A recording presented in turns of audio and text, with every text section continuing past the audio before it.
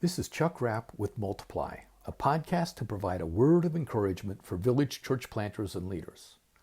This year, in these podcasts, I'm focusing upon the one another scriptures found in the New Testament as viewed through the lens of leadership. Today's podcast comes from 1 Thessalonians chapter 5, verse 11. Therefore, encourage one another, build each other up, just as in fact you're doing.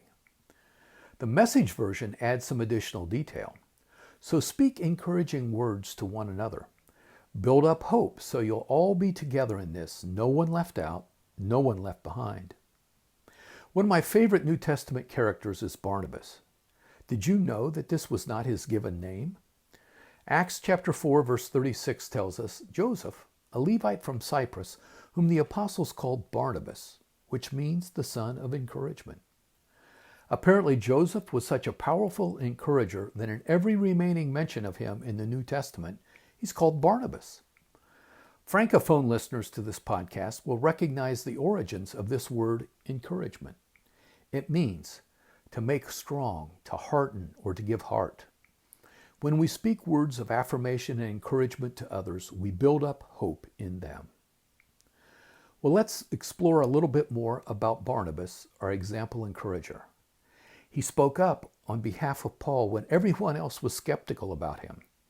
In Acts chapter 9, it's recorded that when he, Paul, came to Jerusalem, he tried to join the disciples, but they were all afraid of him, not believing that he really was a disciple.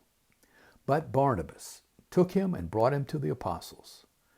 Apparently, Barnabas was so well respected and trusted by the apostles that they were willing to accept his testimony on behalf of Paul.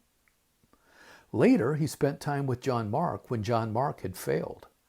In Acts chapter 15, we read, sometime later, Paul said to Barnabas, let's go back and visit the believers in all the towns where we preached the word of the Lord, and let's see how they're doing. Barnabas wanted to take John, also called Mark, with them, but Paul didn't think it wise to take him because he deserted them in Pamphylia. They had such a strong disagreement that they parted company. Barnabas took Mark and sailed for Cyprus. I'm amazed that Barnabas was willing to part ways with the Apostle Paul so that he could restore John Mark. It was because of John Mark's encouragement that Mark was not left behind. In closing, I'd like to point out a couple of results of Barnabas' encouragement. If it weren't for him, we would not have either Paul's epistles nor Mark's gospel. Be like Barnabas. Be an encourager of one another. This has been a word of encouragement for village church planters.